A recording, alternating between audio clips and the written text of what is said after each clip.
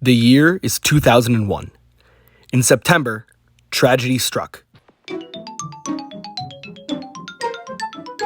Nintendo GameCube released. On September 14th, Nintendo's newest console, the Nintendo GameCube, released in Japan, and 4 days after that in North America.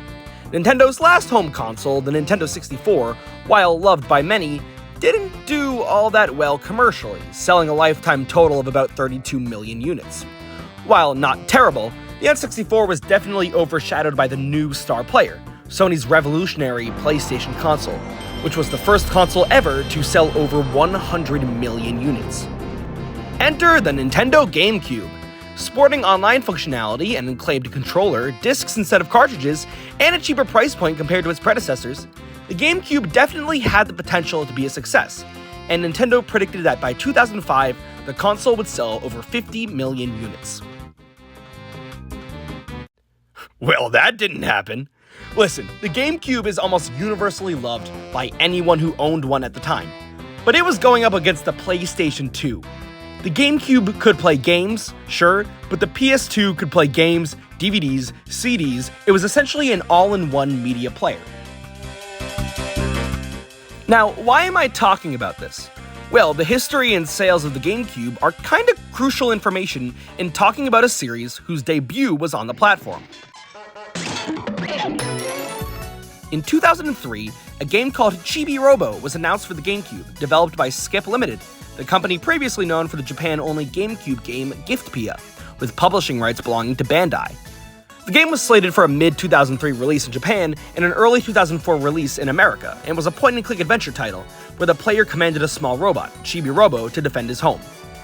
The game, however, kinda fell into development hell, and disappeared from the public eye until... oh god. Shigeru Miyamoto, who, if you don't know who he is, why are you watching this 12-minute-long Chibi-Robo video? Was introduced to the game by fellow Nintendo producer Kensuke Tanabe, and took a liking to the character. He signed on as the game's senior producer, and development was revamped, with the game now being published by Nintendo. After being in development for 4 years, Chibi-Robo Plug-Into an Adventure finally released in June of 2005 in Japan, and about a year later everywhere else. Now an adventure platformer, you play as Chibi-Robo, a miniature robot whose goal is to become the top-ranked Super Chibi-Robo by doing various good deeds around the house of the Sanderson family. And that's essentially the game. Run around, do fun little tasks as a fun little guy to accumulate happy points, and tuck in at the end of the night, making sure to charge so you don't run out of battery. And overall, reception of the game was pretty dang positive, with many praising its charming and surprisingly deep story beats as you learn about the Sanderson family and the other sentient objects around their house. The gameplay was a bit more mixed, some calling it effortlessly fun and relaxing, while others found it tedious and messy. But overall, the game mostly received 7s or 8s out of 10, pretty great for the first major IP of a new development studio. The game was considered the GameCube's swan song, and therein lies its biggest issue. See, the game kinda didn't sell very good. I'm struggling to find the exact numbers, but it looks like in total it might have seen a little less than 400,000 copies sold. Not terrible, but certainly not great. The biggest issue came from its release window.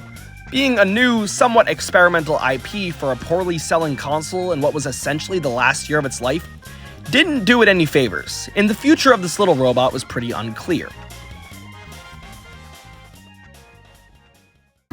During E3 of 2006, Nintendo announced a follow-up to Chibi-Robo for the Nintendo DS entitled Chibi-Robo Park Patrol. And wait, this game might have a chance. A sequel to a GameCube underrated gem on an incredibly successful console early in its lifespan, and on top of this, it's 3D, which while not really the DS's strong suit, was a big selling point. The game retained many elements from its predecessor, such as specific tools and losing watts, but it also brought a lot new to the table, like chibi rides, new vehicles for the little robo, as well as taking place almost completely outside in 2 separate areas, the park and the town. The game also had a heavy emphasis on environmental conservation and preservation. Chibi-Robo Park Patrol released in late 2007, and overall was received even better critically than its predecessor. Guys, I think this game might actually sell well. I have just one question. Do you guys like Walmart? So how funny would it be if this good follow-up to a little-known GameCube game was stripped of the chance to sell well at all because it was made a Walmart exclusive in the US? this decision just baffles me. This game actually had a chance to do well commercially, but instead it was relegated to the place your uncle goes for last-minute Christmas gifts, with the excuse being that Walmart has a strong environmental program and social giving campaign? What? But guys, seeds! To promote the game, and I mean promote with the biggest air quotes, Nintendo gave out packets of seeds to 500 people who registered the game on the Nintendo website. Also, the game never had a European release. Yeah, anyone get the feeling Nintendo didn't want this game to succeed?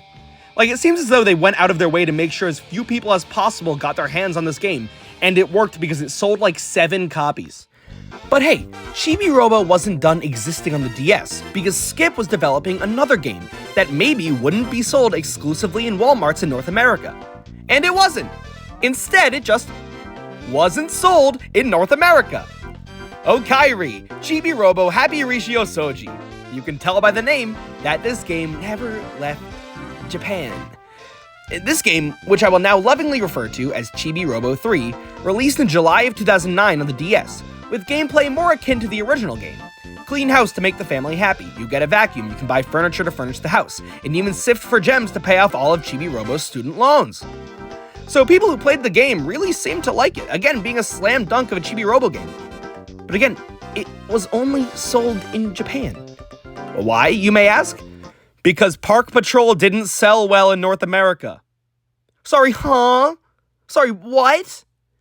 The game was only sold in Walmarts. Like, imagine if Nintendo only sold Super Mario Sunshine in Buc-ee's and gave away 500 pineapples as a promotion, and then they didn't sell it in Europe, and then when it didn't sell well, they said, well, I guess there isn't an audience for 3D Mario in the West, so then they only sold Galaxy in Japan.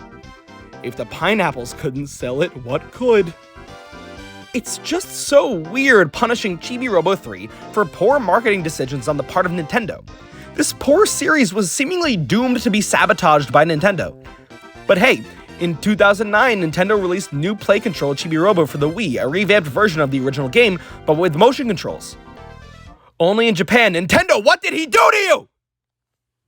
Okay, sorry, let's bring it back. Let's bring it back down. We're now entering a phase I like to call Skip's last-ditch efforts. Oh no. Chibi-Robo Photo Finder, released in mid-2013 in Japan and 2014 everywhere else, and was the first Chibi-Robo game for the 3DS, and oh boy, it's not a Chibi-Robo game! Yes, there are areas in the game that dip into traditional Chibi-Robo gameplay, but the main idea of this game is silhouette. Find something in your home that fits this silhouette. Take picture of it. Riveting. It was released exclusively on the 3DS eShop, and I don't think anyone has ever had an opinion on this game because I'm not entirely sure it existed. This is all I have to say about Chibi-Robo Photo Finder. Following the series' inability to gain a wider audience, I wonder why, Chibi-Robo's developers, Skip, and this time Vanpool as well, you know Vanpool, We Play Motion, Paper Mario Sticker Star, the Tingle Wizard of Oz game, an incredibly reliable company, were tasked with making a game that would appeal more broadly to a Western audience. And what genre was Nintendo absolutely obsessed with in the 3DS/Wii U era? Oh boy, I hope it's on-rail shooters. No, it was 2D platformers! And these consoles were absolutely covered in these games. So while yes, they were popular, it's safe to say that by 2015, people were kinda really sick of 2D platformers. So when Chibi-Robo Ziplash, a 2D platformer, was announced in 2015, people really weren't chomping at the bit.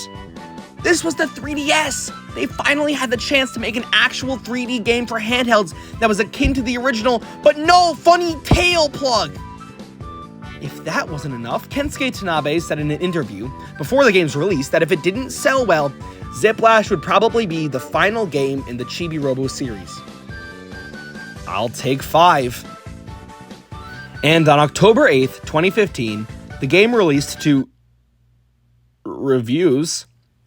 The game just had nothing to make it interesting. Bland level design, poorly thought out mechanics, and nothing that made it seem like a Chibi-Robo game. The character you play as could have been anyone. So of course, I bought it the day it came out. And does that make me a bad person?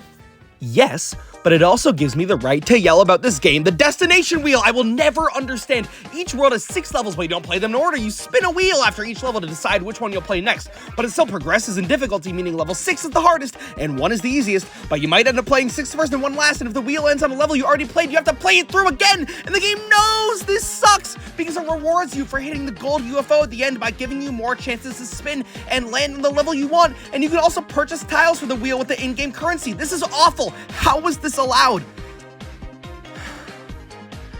But all that aside, was Ziplash the game that saved Chibi-Robo? Ha ha ha ha, nuh-uh. The game was a commercial and critical failure. So was Tanabe right? Was this the final Chibi-Robo game? Well, in January of 2018, Nintendo tweeted this image. Fiery Chibi-Robo from Ziplash. No context, no caption, nothing except this image of Chibi-Robo. This had to mean something. This had to mean a Direct with a Chibi-Robo announcement, and sure enough, the next day, a Nintendo Direct Mini dropped an Aegis-Slash and Pokken! Yeah, no Chibi-Robo. To this day, I still think about this tweet. What was the point here? What were they trying to accomplish? The day I'm writing this is June 19th, 2023, almost 8 years after Ziplash, and there has not been a new Chibi-Robo game. In fact, there is a lot of evidence supporting the idea that Skip Limited has closed down. You get an error code going to their website, the CEO took Skip out of his Twitter bio, and new occupation of the company's building. It's safe to say Chibi-Robo is done. And while Nintendo could pluck him out of the abyss, I kinda doubt it. Chibi-Robo's whole life was spent being sabotaged by Nintendo. It really seems like they didn't want this series to succeed for whatever reason. So I don't see it getting revived anytime soon, if ever.